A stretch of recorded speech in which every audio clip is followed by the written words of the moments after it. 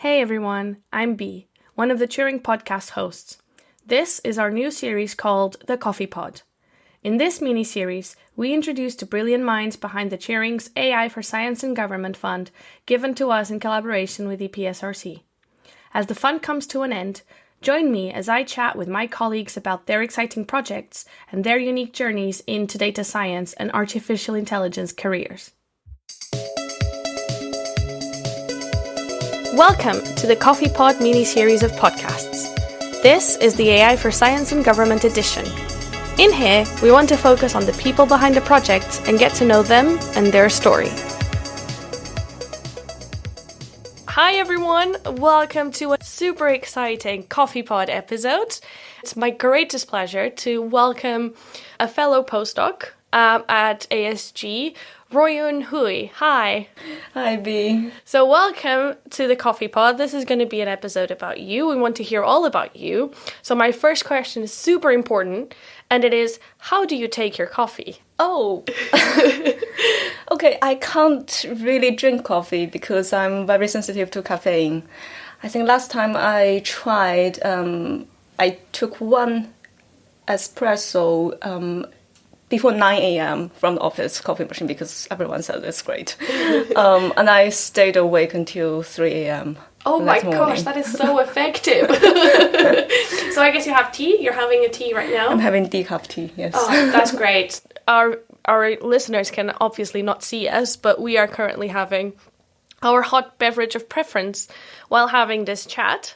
So, Ruoyun takes her coffee without coffee, which is a great answer. So can you tell us a little bit about yourself? Where do you come from? What was your career path all the way up to here? Well, I come from China. I grew up in China before I went to university. So I did my bachelor's in biology in Hong Kong. And then I did a master's degree in evolution, ecology, and systematics. Then I came to the UK for my PhD, which was in genetics. And then I did a short postdoc in population genetics before coming to the Turing, joining the forensic statistics project. Oh, this is so cool. And you have such a different background. Did you ever expect to find yourself working at a data science institute? No. To be honest, when I came across this job ad, I wasn't even looking specifically for Turing. Back then, I was working on an interdisciplinary archaeology project. So it's a huge project. We have people coming from different fields. I'm the geneticist, so I analyze the genetic data which we got from sequencing some medieval skeletons.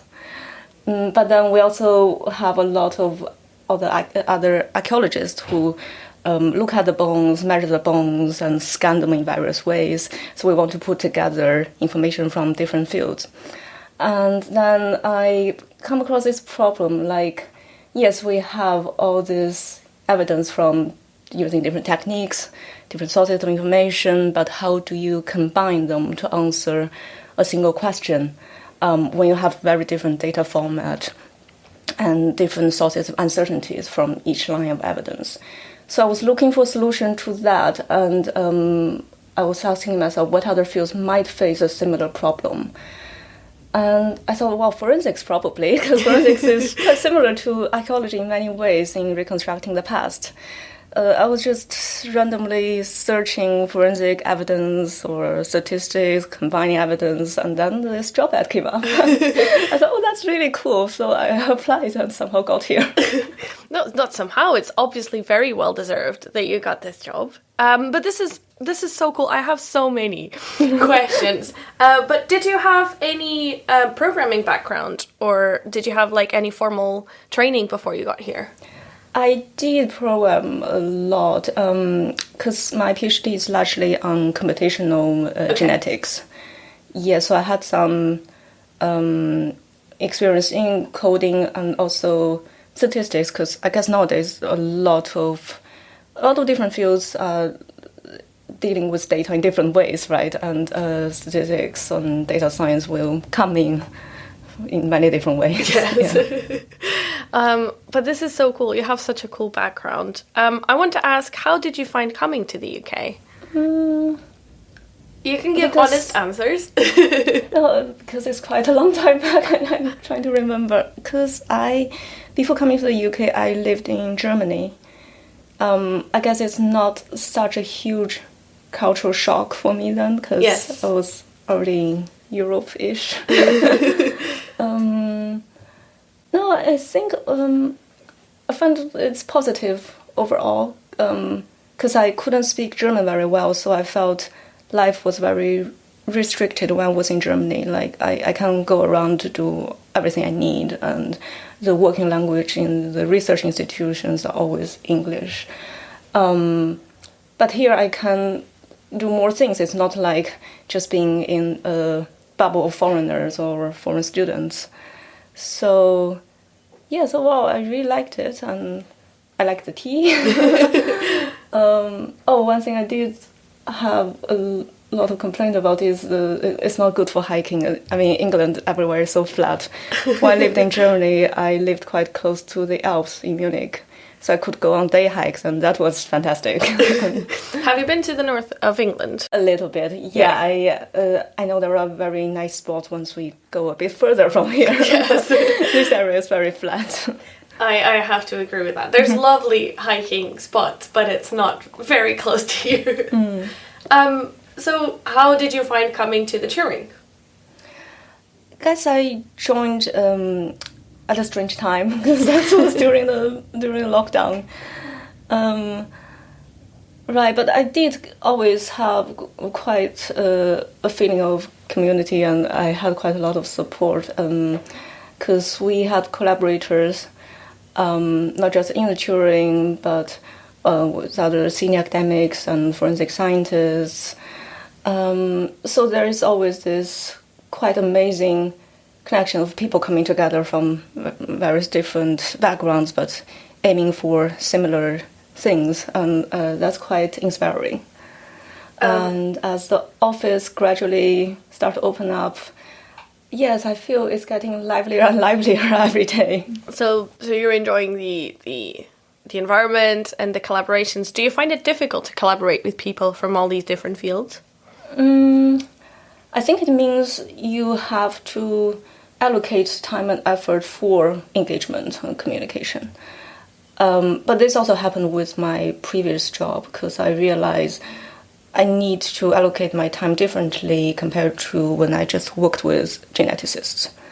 Because maybe between geneticists I just need to send one plot and they will understand what that is. But now I need to spend time explaining not just the result, but what it means, and what's it saying, what's it not saying. So yes, it means apart from technical side of the work, there's also a lot of communication going on. But I find that very rewarding as well, because I also learn things all the time from other experts, especially with forensic experts. I think it's amazing when they are willing to tell me something distilled from their decades of experience in their forensic disciplines. It's really exciting. I have a friend here at the Turing that says that we get free knowledge from other people, and this is very exciting.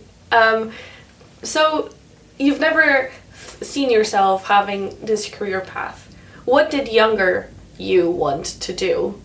And I will prepare you for the next question, because it's going to be, what would you tell that younger you that had a different perspective of what you wanted to do?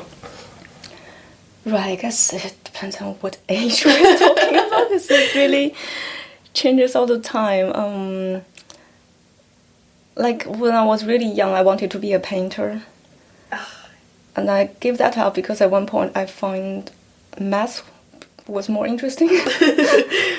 I did biology because I really like animals.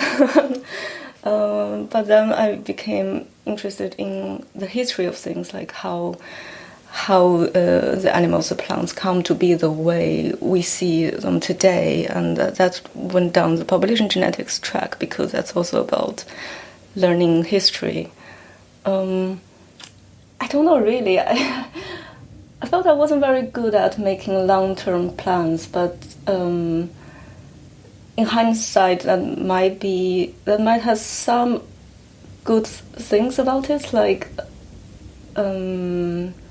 not having a fixed idea about what I like, what I don't like, what I'm good at, what I'm bad at. So if I need to give advice, let me think. This is a wonderful perspective, by the way. The fact that you were so open always to learning about yourself. You were never set on the directive. You always had space to learn about yourself. And that's really cool. Right, I felt I was more just chasing whatever research question was most interesting to me at that point. Yes. But that will change down the way.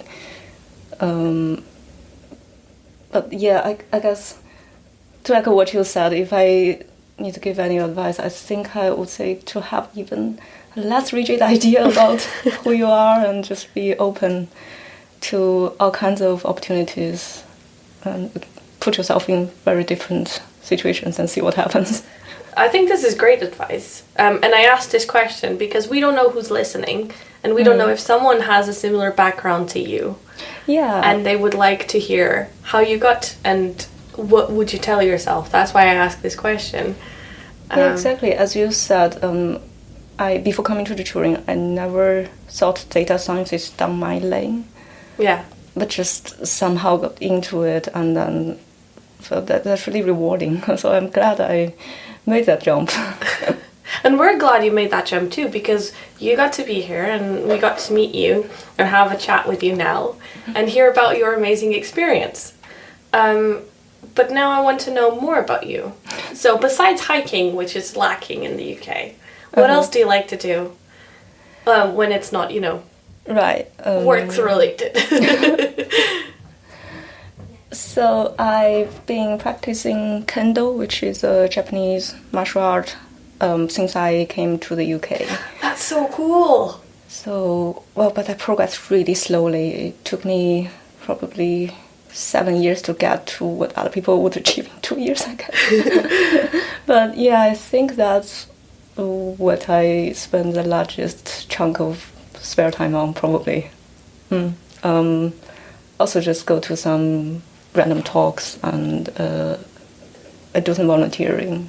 Yeah, when I got the time. Oh my gosh, that is so interesting. But thank you for sharing with us. And also, every slow progress is progress, because that means that you have more, you're even more, how can I find a PG word for this? It's so cool of you to have like such a different hobby, and it's really nice. And I hope you can find some places to hike.